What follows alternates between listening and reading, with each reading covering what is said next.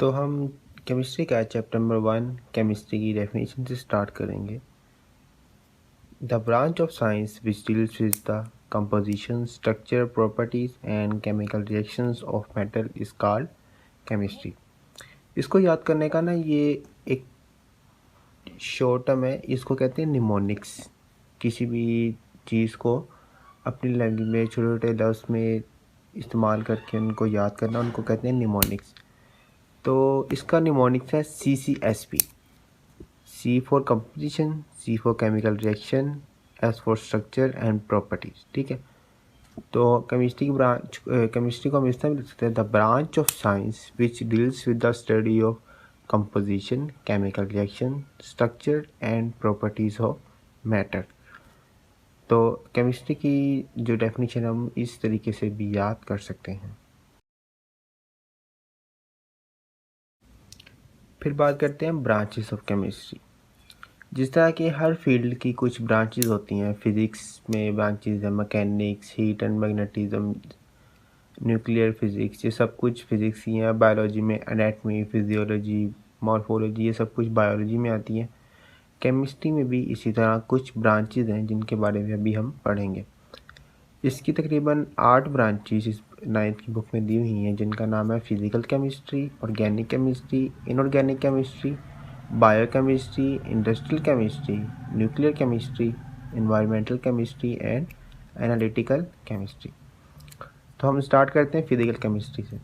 Physical chemistry is defined as the branch of chemistry that deals with the relationship between the composition and physical properties of matter along with the changes in them। अब physical chemistry क्या है? अब किसी भी चीज़ की physical condition उसकी physical chemistry होगी, उसके अंदर जो उसकी कंपोजिशन होगी और फिजिकल प्रॉपर्टीज़ होगी, उसको हम फिजिकल केमिस्ट्री में यूज़ करते हैं। अब किसी की कंपोजिशन क्या है कि वो चीज़ किस चीज़ से बनी हुई है, और इसकी फिजिकल प्रॉपर्टीज़ क्या चीज़ है कि उसकी ज़ाहिरी अपीयरेंस किस तरह। तो ये दो चीज़ें फिजिकल केमिस्ट्री में, जैसा कि उस चीज़ का कलर क्या है, उसका बिहेवियर क्या है, वो सॉलिड है, लिक्विड है, गैस है, वो सब कुछ हम फिजिकल केमिस्ट्री में पढ़ते हैं। फिर बात करते हैं ऑर्गेनिक केमिस्ट्री।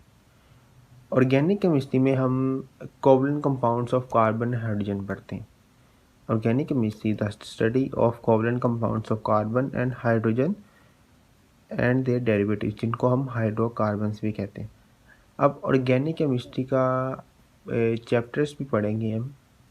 वो मैट्रिक में इसके ना 2 चैप्टर्स हैं, ऑर्गेनिक केमिस्ट्री और हाइड्रोकार्बन्स के। और FSC में इसके पूरा एक टॉपिक है 6 चैप्टर्स का, जिसके अंदर हम सिर्फ ऑर्गेनिक केमिस्ट्री पढ़ते हैं। तो ऑर्गेनिक केमिस्ट्री काफ़ी इम्पोर्टेंट ब्रांच है केमिस्ट्री की, और इसका जो मेडिकल स्टूडेंट्स हैं, ख़ास तौर पर जो डी फार्मेसी करते हैं, वो इसका एक सब्जेक्ट भी पढ़ते हैं, ऑर्गेनिक केमिस्ट्री। तो ऑर्गेनिक केमिस्ट्री हम हाइड्रोकार्बन्स पढ़ते हैं।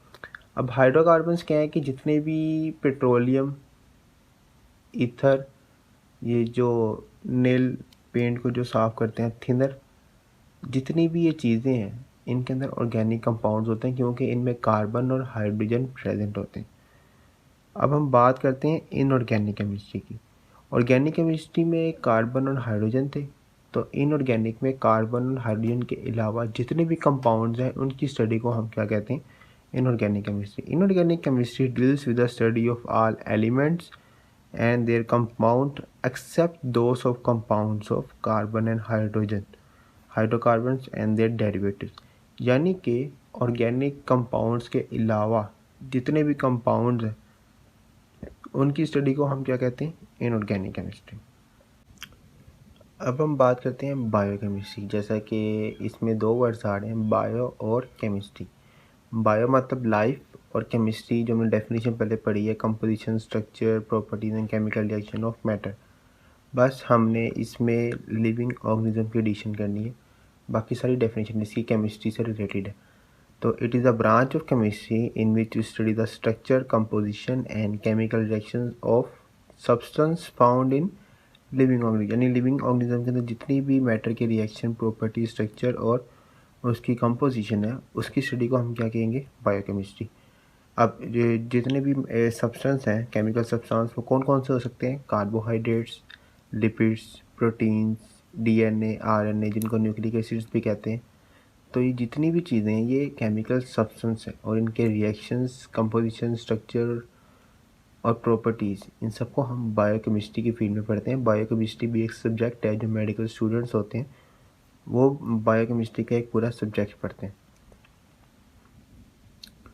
अब बायोकेमिस्ट्री का फ़ायदा क्या होता है कि जितने भी लेबोरेटरी टेस्ट होते हैं वो ज़्यादातर हम बायोकेमिस्ट्री की फील्ड के को यूज़ करके करते हैं, क्योंकि बायोकेमिस्ट्री में डिफरेंट केमिकल रिएक्शंस करके किसी भी चीज़ की कंपोजिशन को आइडेंटिफाई कर सकते हैं।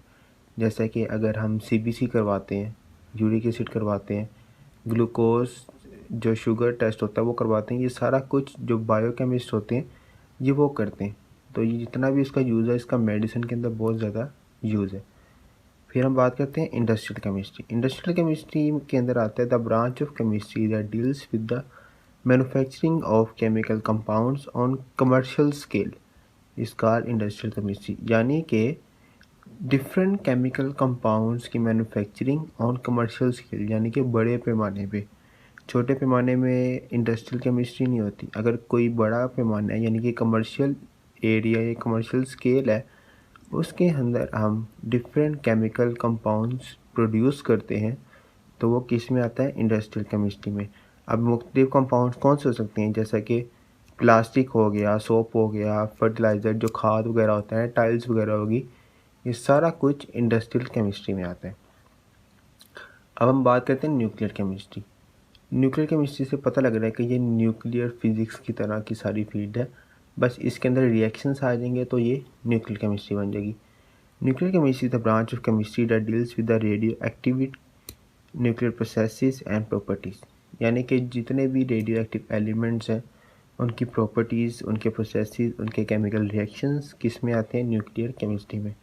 अब तो ज़्यादातर तो मेडिकल की फील्ड में भी ये न्यूक्लियर केमिस्ट्री यूज़ होती है, जैसे कि रेडियोथेरेपी, ये जो एक्सरे मशीन्स होती हैं, सीटी स्कैन, इन सब में हम न्यूक्लियर केमिस्ट्री यूज़ करते हैं, जिसकी वजह से हमें काफ़ी अच्छे रिज़ल्ट्स मिलते हैं। और अब तो जो क्या नाम लेते हैं, बिजली बनती है वो भी न्यूक्लियर केमिस्ट्री की मदद से बन रही है। जो हमारे न्यूक्लियर प्लांट्स हैं उसके अंदर हम फिशन फ्यूजन रिएक्शन करके एनर्जी प्रोड्यूस करते हैं, जिससे हमें इलेक्ट्रिसिटी मिलती है। फिर हम बात करते हैं environmental chemistry. It is a branch of chemistry in which we study about components of environment and the effects of human activities on the environment, यानी कि जितने भी कंपोनेंट्स हैं इन्वायरमेंट पे और उनका ह्यूमन एक्टिविटीज़ पे क्या इफ़ेक्ट है, वो सारा कुछ इन्वायरमेंटल केमिस्ट्री में आता है। जैसा कि जितने भी हमारे सराउंडिंग में जितने भी कंपाउंड्स हैं उन सब का हमारे ऊपर क्या इफ़ेक्ट है, वो इन्वायरमेंटल केमिस्ट्री में आता है। जैसे कि पोल्यूशन का हमारे पे क्या इफ़ेक्ट है। अभी ये थोड़े दिन पहले जो कोविड गुजरा था, इसके अंदर जो वायरसेस था उसका हमारे पे क्या इफ़ेक्ट था। जितनी भी पोल्यूशन की चीज़ें हैं, ये जो धुआं निकलता है गाड़ियों में से, ये डिफरेंट रिएक्शंस के बाद धुआं निकलता है और उसका हमारे ऊपर क्या इफ़ेक्ट है, ये इन्वायरमेंटल केमिस्ट्री में आता है। अब हम बात करते हैं analytical chemistry. Analytical chemistry is the branch of chemistry that deals with the separation और analysis of sample to identify its component, यानी कि जिसके अंदर हम मिक्सिंग, सेपरेशन किसी भी सैंपल की, ताकि उसके अंदर जो कंपोनेंट्स हैं वो हम आइडेंटिफाई कर सकें। जैसा कि हम कोई भी मिक्सचर है उसमें से हम उसके जो कंपोनेंट्स हैं उनको अलग-अलग आइडेंटिफाई कर सकें, वो एनालिटिकल केमिस्ट्री में आता है। अब एनालिटिकल केमिस्ट्री दो टाइप की होती है। इसके अंदर दो तरह के एनालिसिस आते हैं, क्वालिटेटिव एनालिसिस और क्वांटिटेटिव एनालिसिस। क्वालिटेटिव एनालिसिस में हम सिर्फ आइडेंटिटी प्रोवाइड करते हैं उसकी क्वालिटी को, और क्वांटिटेटिव में जैसा कि क्वांटिटेटिव में क्वांटिटी आ रहा है तो हम उसकी अमाउंट को आइडेंटिफाई करते हैं किसी भी कंपाउंड्स की, किसी भी सॉल्यूशन में। तो ये दो तरह की एनालिसिस हो गए, क्वालिटेटिव और क्वांटिटेटिव।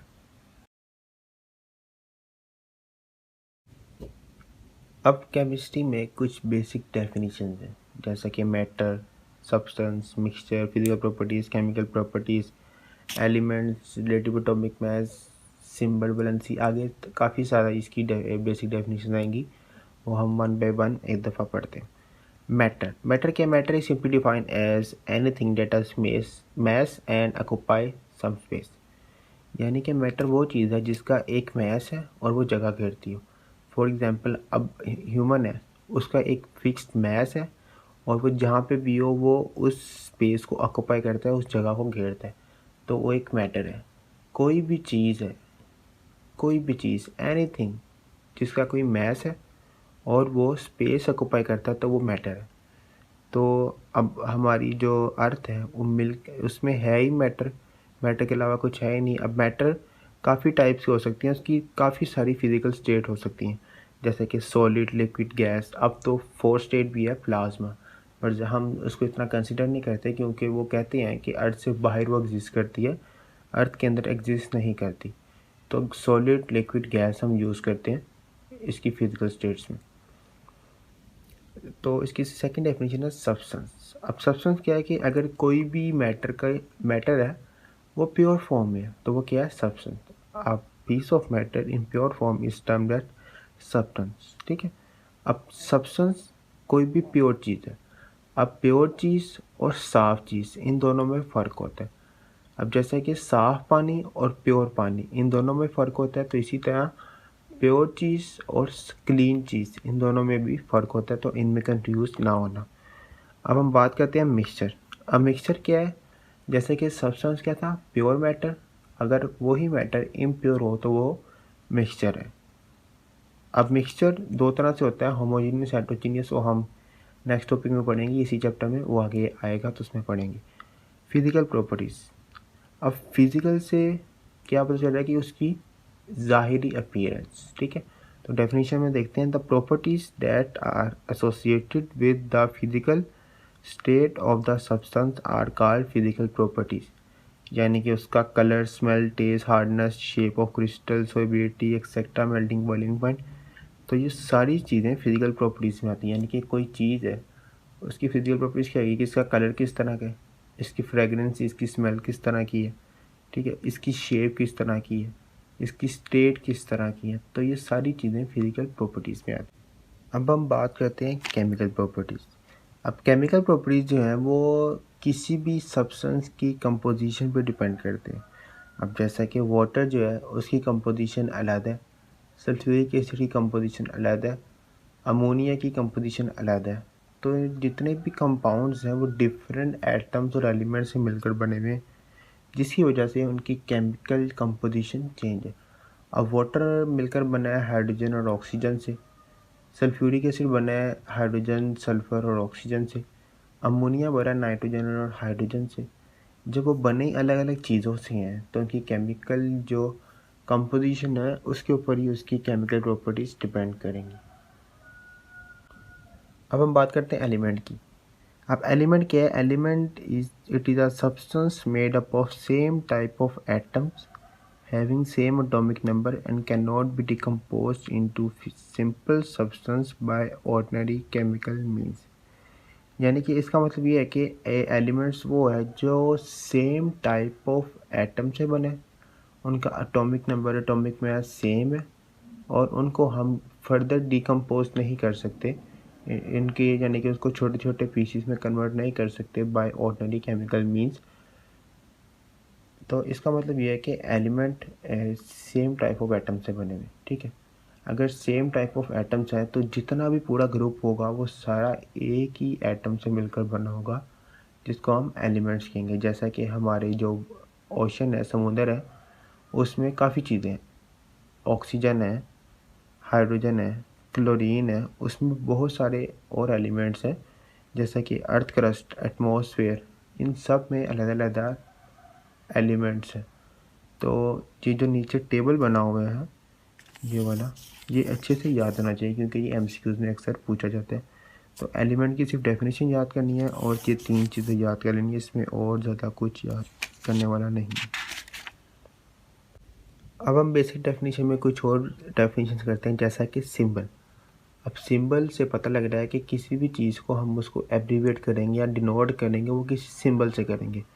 अब जितने भी एलिमेंट्स हैं उनके लंबे लंबे नाम हैं। अब हम हर दफ़ा उनके लंबे नाम तो नहीं लिख सकते, तो इसीलिए हम उनको सिंबल की फॉर्म में लिखते हैं, क्योंकि केमिकल फॉर्मूला में सिर्फ एक या दो एटम नहीं होते, उसमें बहुत सारे एटम्स होते हैं, तो हम सबके स्पेलिंग नहीं लिख सकते, तो उनको हम सिंबल के तौर पर एब्रीविएट करते हैं। तो elements are represented by symbols which are abbreviation for the name of elements. अब जो सिंबल्स हैं वो इंग्लिश लैंग्वेज में भी हो सकते हैं, लैटिन में भी हो सकते हैं, ग्रीक में भी हो सकते हैं, जर्मन में भी हो सकते हैं। तो वो जिसने डिस्कवर किया था तो उसकी लैंग्वेज में उसको डिनोट कर देते हैं। अब डिफरेंट एलिमेंट्स के लिए डिफरेंट सिंबल है। अब कुछ एलिमेंट्स आते हैं जिनका फर्स्ट लेटर ही उनका सिंबल है, जैसे कि हाइड्रोजन, हीलियम, लिथियम, बेरिलियम, उनके स्टार्ट वाले लेटर ही उनके सिंबल्स हैं। बट कुछ एलिमेंट्स इस तरह हैं जिनके सिंबल्स उनके स्पेलिंग्स में नहीं आते, जैसा कि मरकरी। मरकरी के स्टार्ट पे MERCURY इससे मिलकर बना, बट उसका सिंबल है HG। तो कुछ एलिमेंट्स हैं जिनका सिंबल उनके फर्स्ट लेटर से या एक दो लेटर से मिलकर बना, बट कुछ एलिमेंट्स ऐसे हैं जिनका स्पेलिंग चेंज है बट उनके सिंबल चेंज है। तो सिंबल्स यानी कि डिफरेंट लैंग्वेजेस में भी हो सकते हैं। अब हम बात करते हैं वैलेंसी की। अब वैलेंसी क्या चीज़ है कि ये ना एलिमेंट्स की एक यूनिक प्रॉपर्टी है। तो इसमें क्या होता है कि combining capacity of an element with other element, यानी कि एक एलिमेंट दूसरे एलिमेंट के साथ जब कंबाइन करता है तो उसकी वो वाली कैपेसिटी को हम वैलेंसी कहते हैं। अब मैं आपको एक एग्जांपल दिखाता हूँ। फॉर एग्जांपल, एक ये हाइड्रोजन है और एक ये हाइड्रोजन है। हाइड्रोजन के लास्ट शेल में एक इलेक्ट्रॉन होता है, तो ये भी हाइड्रोजन है, इसके भी लास्ट शेल में एक इलेक्ट्रॉन होगा। अब किसी भी एलिमेंट या एटम को स्टेबल होने के लिए उसके फर्स्ट शेल में 2 इलेक्ट्रॉन्स होना लाजमी है, और दूसरा, तीसरा, चौथा शेल में 8 इलेक्ट्रॉन होना लाजमी है, फिर जाके वो स्टेबल होता है। अब इसके पास एक है, इसके पास भी एक है, ये इसके साथ अपना एक शेयर करेगा, इसके पास 2 हो गए, ये अपना एक इसके साथ शेयर करेगा, तो इसके पास भी 2 हो गए। अब ये इलेक्ट्रॉन्स इस तरह रिवॉल्व करेंगे तो इसका शेल भी कंप्लीट और इसका शेल भी कंप्लीट। अब इसने अपना एक इलेक्ट्रॉन डिनोट किया था, इसने अपना एक इलेक्ट्रॉन डिनोट किया था। अब जो भी इलेक्ट्रॉन को लूज़ करता है उसके ऊपर पॉजिटिव चार्ज आता है, जो इलेक्ट्रॉन गेन करता है उसके ऊपर नेगेटिव चार्ज आता है। तो इसने भी अपना लूज़ किया तो इसके ऊपर भी पॉजिटिव चार्ज आएगा। ठीक है।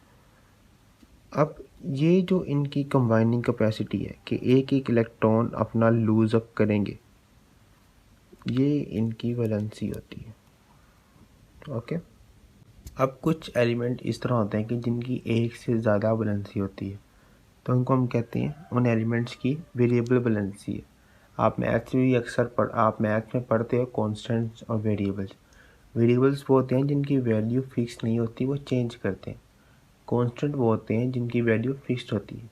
तो इसी तरह वेरिएबल वैलेंसी में भी उनकी जो वैलेंसी है वो फिक्स नहीं है, वो अपनी वैलेंसी को चेंज करते हैं। इसके अंदर डिफरेंट एग्जांपल है, जैसा कि बुक में दी हुई है कि फेरस सल्फेट, इसमें आयरन की वैलेंसी 2 है, बट फेरिक सल्फेट में इसकी वैलेंसी जो है वो 3 हो जाती है। अब जैसा कि और भी डिफरेंट एग्जांपल्स हैं, जैसे कि हाइड्राइड, OF2, इनमें इन सब की जो वैलेंसीज है वो चेंज हो जाती हैं।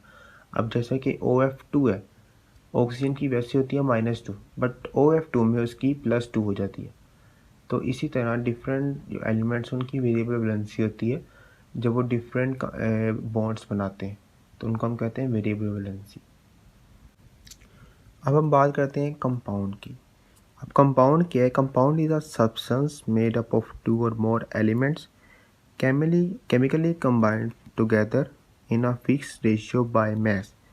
यानी कि कंपाउंड जो है वो 2 या 2 से ज़्यादा एटम से मिलकर बने, जो केमिकली कंबाइंड